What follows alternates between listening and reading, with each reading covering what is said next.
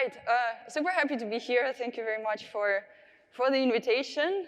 And today I would be happy to discuss the topic where I'm constantly working day after another day, and approaches we are using while building our small satellite systems and missions.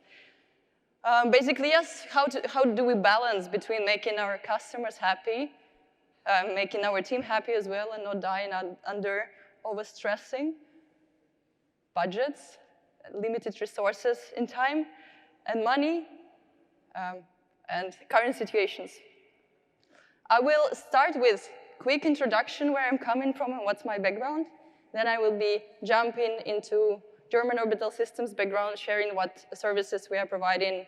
Then we'll quickly discuss details of space conditions and in which conditions we are operating as a small satellite manufacturer. Then I will, I'm sure there are many people who are familiar with space, and probably many of you know the differences between you and all space. We'll still happy to outline that. Then we'll jump into optimization task and how do we see our daily activities, and I will end up with cases, some fun cases we had during our timeline and learnings we got from there. And that's me. I'm building hardware for past 10 years. I'm electrical engineer in my background and systems engineer. I did try myself in different fields. Started escape room games when I was really, really young, building stuff for opening and closing the locks in the rooms. Then I had also experience with building wearable devices, and what I've learned, I will never build big biomed devices again. It's really hard, and with all the certification, can be really painful and frustrating. Last years, I'm building satellites in different companies in different countries. And I managed to, I started my career at German Orbital Systems as a hardware developer, so I was building electronics and electrical components for satellites. And then I jumped into systems management, and now I'm building the team that builds satellites, basically. We have 11 satellites launched from different form factors, from really small ones to the microsatellites. And what I'm really happy is, since I'm in the lead position, our team has grown X5. This really makes me happy. German Orbital Systems is a Berlin-based small satellite manufacturer. We're building CubeSats, microsats. Besides that, we also provide consultancies in how to build aerospace projects. Besides satellites, we also deliver launch vehicle hardware, so we build certain expertise in deploy system separation systems for different launch vehicles. But our main focus is in orbit demonstration missions for different types of applications. Here they are. These are the core products that we have built. Those are CubeSats. So are you all familiar with CubeSats? Can you please raise your hand if you are? Oh my God, that's almost everybody. That's awesome. So yeah, that's basically what we built. 3U, 6U, 12U CubeSats. They all can have active attitude control system, high-speed communication link, quite powerful, can become quite powerful starting with around 20 watts from solar panels. In the smallest case, coming to 130 watts from solar panels. In the biggest one, can carry really different applications. So we had missions for Earth observations carrying different types of cameras, up to propulsion modules, deployable elements, tracking systems for airplanes and ships. Right. Our distinctive features are, actually the first one is that we never raised any private financing. So we've been working for almost 8 years. Revenue-based, so we're revenue-driven. That's, I think, what differentiates us from many other new space companies and keeps our growth quite natural. Second one is time to orbit. So we are extremely fast. We can build a small satellite system within 3 months. So this is our target. Our fastest delivery so far was 6 months mission, where we started from complete new mission, defining the requirements, defining the payload until the launch and operations. Second is customization. While we're quite fast, we still enable very flexible interfaces for the payloads, from different types of interfaces, such as electrical, mechanical data. We've built certain approaches which allow us to adapt these interfaces quite fast and easy way. For example, software-defined features. We love software and everything which is software-defined. And I will talk about that later. Also scripting interfaces, like scripting languages. We use scripting languages for interfacing different types of payloads. And components, yeah, we bought a huge stock of components before the crisis, and we don't need to wait for any controllers for upcoming year. I guess that's our another distinctive feature. Like we're not building hundreds of satellite systems. So having 500 STM controllers in the stock is enough for us for upcoming maybe 10 years. And then they will be, again, they will be available. All right, sure, like most likely you're also quite familiar with space design specifics. It's an extremely multidisciplinary task. And if we're going, even if we're going down to very small systems design as CubeSat, there's still super broad range of problems and topics we need to cover, coming from regulation, engineering, resources, customer relations team. Second, we do have a hard stop deadline. It's almost not possible to move the launch. In our cases, launches can be delayed, and we're often happy about that. For example, our October launch with SpaceX has been delayed to December, so we have two extra months to run tests. That's good, but we never count on that. And support with limited access. When I worked in wearable devices, we had like small batch production, which we had to get back. Costed us some money, some resources, a little bit of reputation, but we did fix some things, send it out with small presents to our customers. No problem, everybody's happy. With satellites, does work. You launch it, you figure out that you forgot to add something, and you have like around 30 to 60 minutes per day to fix your problem, especially if you have like 1 megabit per second uplink capability to update the software. Extremely challenging, better to check and to take care of everything while things are on the ground. I just love this comparison. Also, probably most of you are quite familiar with all the new space concepts. While I see old space as a big, organized, well-prepared orchestra, and the new space I see more like a wild DJ set where everybody is doing everything a little bit. Yeah, that's a very famous Berlin live stream, for example. Yeah, highly recommend to listen. Right, in more detail, old space, like from what I know and from what I've been also hearing, most likely are using waterfall, or there's a certain project management imposed to the project handling. There is project management. Processes and documentation are the major source of risk mitigation. So most likely, processes are dictating how the project shall be maintained. There's not so much input from the engineer or the human perspective. It's a little bit harder to innovate and to bring something new or to adjust these processes. Because yes, their goal is to prevent things of breaking. And when we have calls with big companies, when we're preparing proposals, I do have a feeling that there is more time to relax and in terms of resources. So there are extra budgets, extra times, which you can afford to use. On the other side, when we are building satellites, we are agile and wild. And in our cases, like we do have certain structures at the beginning of the projects. We have super fast sprints, which are like weekly sprints where everything can change so fast. And everybody, like all the team, has to adapt really fast. Our risk mitigation is try, fail, repeat until it doesn't work, or it doesn't break. Also, what I see, there are certain companies that have a budget of educating or like giving additional courses to their employees. In our case, we have budget which employees are allowed to break. So this really helps to take down the stress of newcomers to get introduction to the systems. They're really free to explore and really open to experiment while like maybe breaking a couple of onboard computer or battery packs.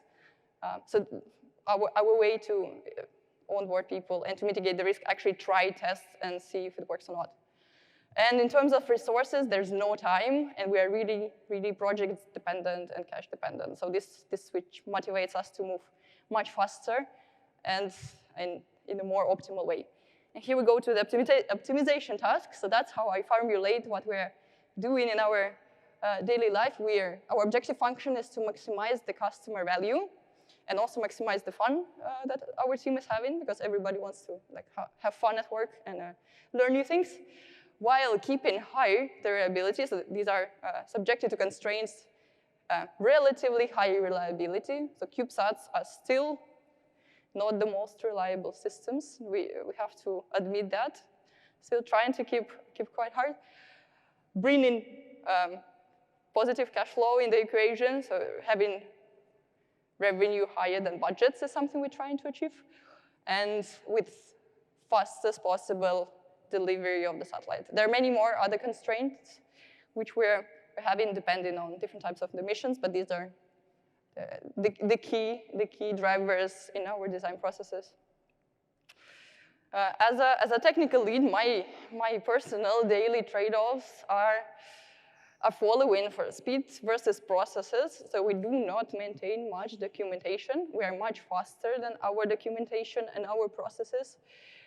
I think, yeah, there were quite many discussions on the team and the human level.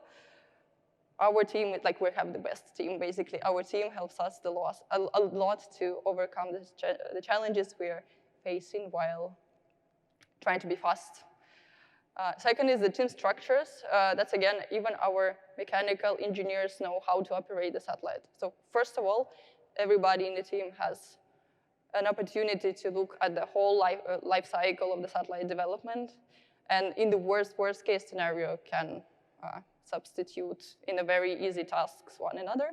So we're quite flexible in shuffling different responsibilities and different tasks. We also try to hire mostly generalists, so our electricals know how to program, our software developers understand schematics and layouts, and yeah, everybody knows which commands to send to the satellite once we're commissioning that one.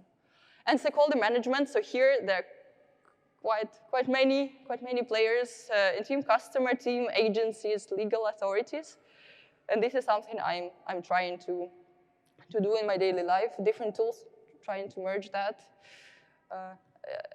in an optimal way. And here we come to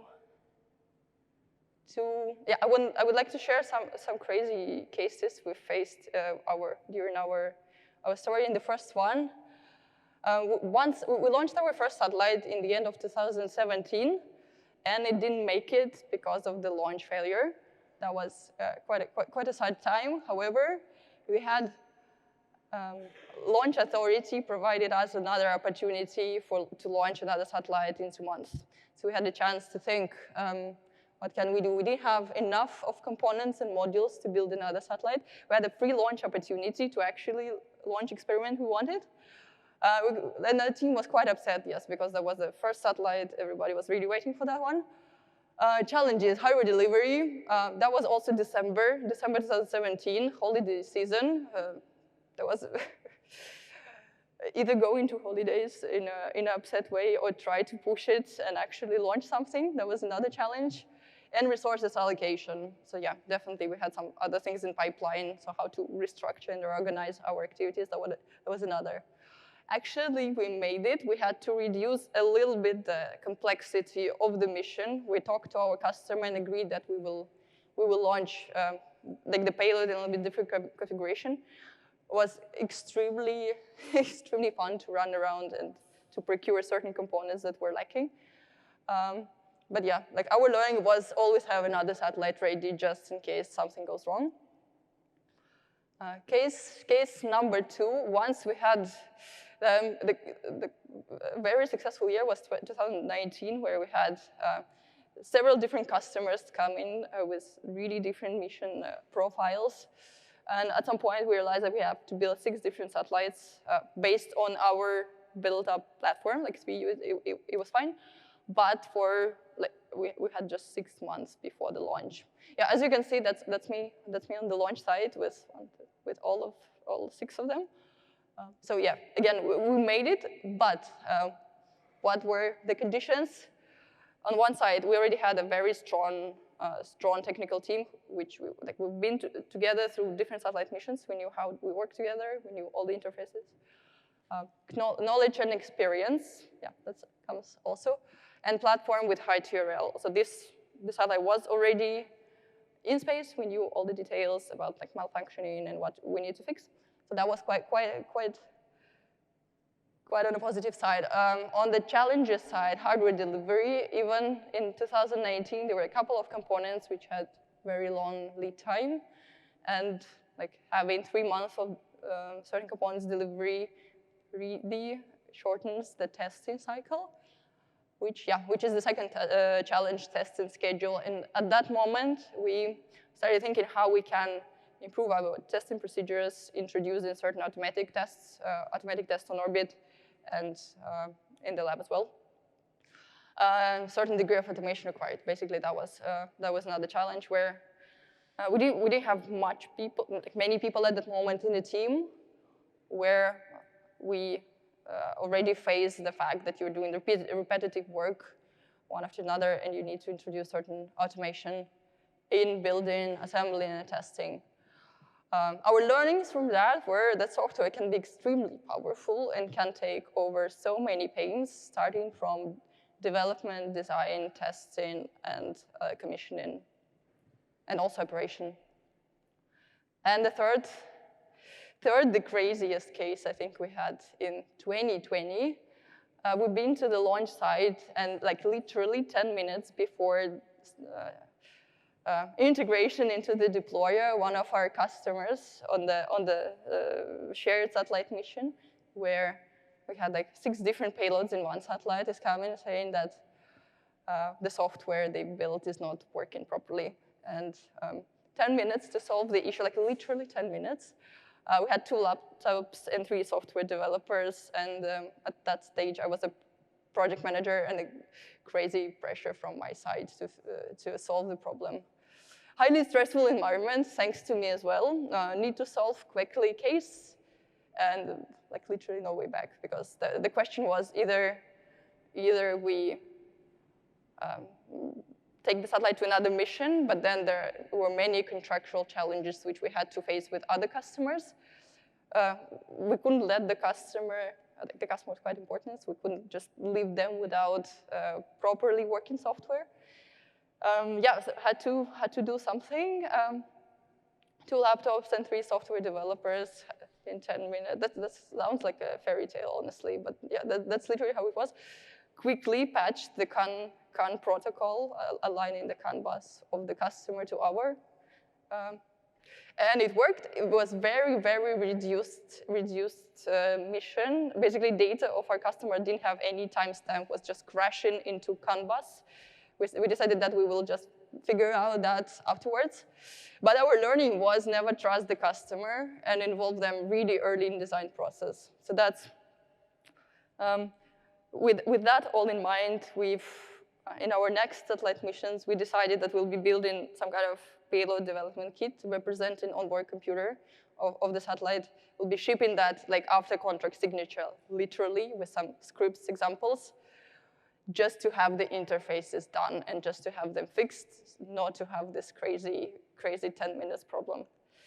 All right, I'm leaving quite some time for discussions and for the questions, but that's like with all our experience working with different types of missions, these are, I think, our home recipes of small satellite mission design. First is add as much software as possible. So here we are introducing constantly software-defined features, starting from radio until reprogrammable switches, reprogrammable current sense amplifiers, and as we try to make everything reprogrammable. We're also introducing some FPGAs for payload handling, and Lua scripting languages to interface payloads faster. Second, my customers check the interfaces, so that's I briefly mentioned. sending out development kits where customers have their own responsibility and have their own opportunity to check the software and match in the software, and always have a spare satellite, not the engineer model, but the real spare. So that's also something we're, in the end, it goes a little bit beyond the budget, but it saves a lot of neurons afterwards. Thank you very much. I hope that was interesting. I would be happy to answer your questions.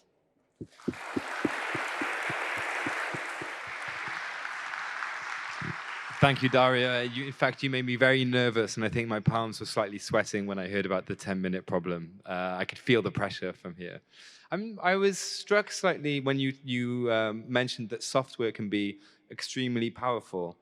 Maybe you can say a bit more about what you mean by this, and specifically which kind of software were you using within those learnings?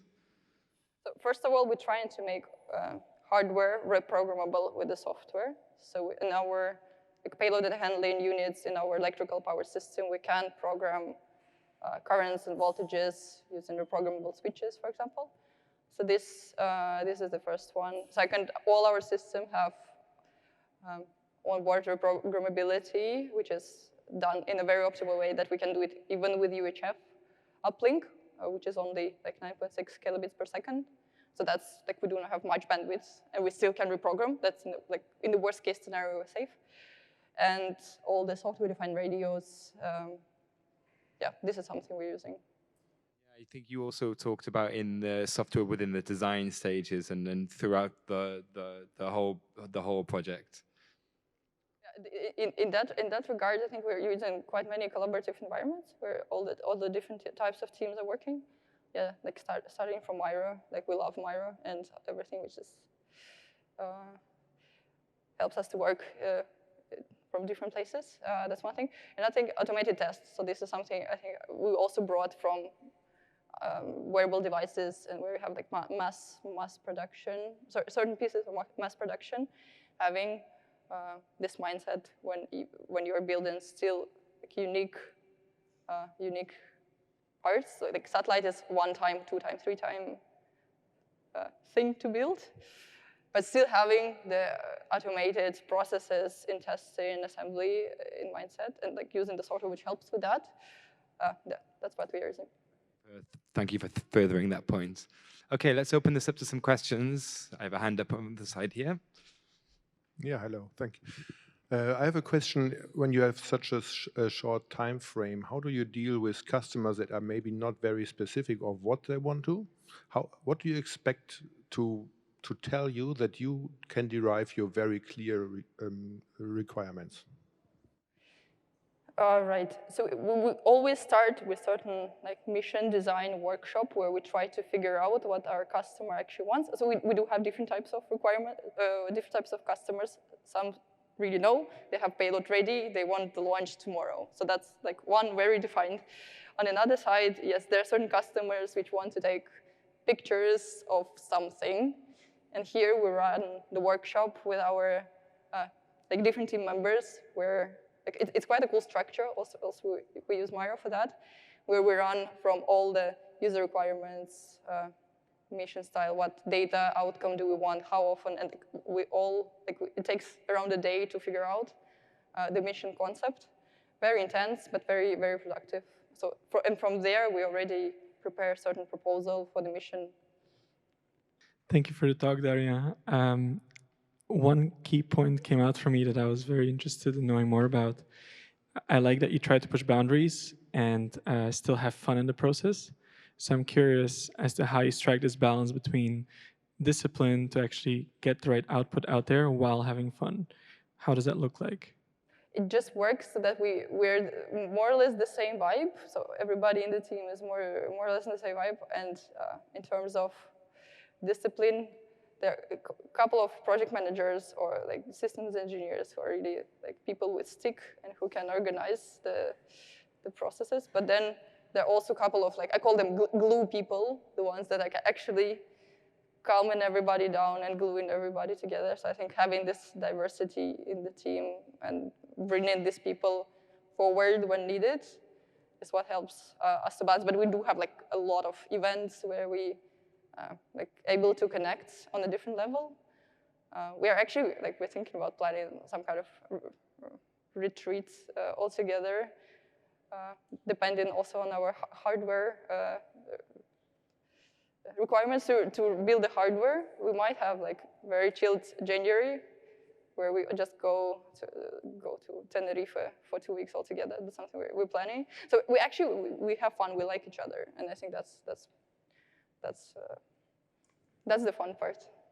You said that you hire generalists who like can at the same time look at electronics and code. How do you find these people? Is this people who are then slightly less good at the key thing that you hired them for, but you take that risk and you say, I'd rather you know both or three things at the same time, even if you're not the best experts? Or do you happen to have a process where you say like, okay, I'm lucky to find that one person who's like just a great programmer and happens to do electronics in his spare time and nights? Yeah, good question. I think we're more on the first part side. What's the difference? I think we took some time to actually build our platforms. So since 2014 to 2017, we were building and making the hardware. So we do not have an urgent need to design. So we don't have hardcore design tasks. It's more how do we know the systems, how we adjust them fast, and how do we introduce new cool features fast. And for that, generalists are normally enough.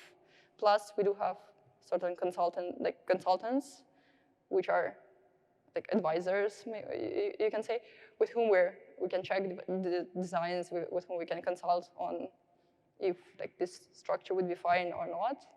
So this helps us to balance the complexity. I'm fascinated. You said you took no funding and that you're revenue positive, yet you just described 3 years of hardware design. Yeah, like our founders invested their own resources. Capital, but you've not needed to then refund along the way, and you've managed to then be cash positive from your first missions. Yeah. Okay, it was not easy, but yeah. Cool, thanks, Daria. I was I resonate with something that you said there, which is never trust a customer, right? And in my younger days, I used to work in a bar, and that was definitely true in that respect. Everybody, give a big round of applause for Daria Stepanova.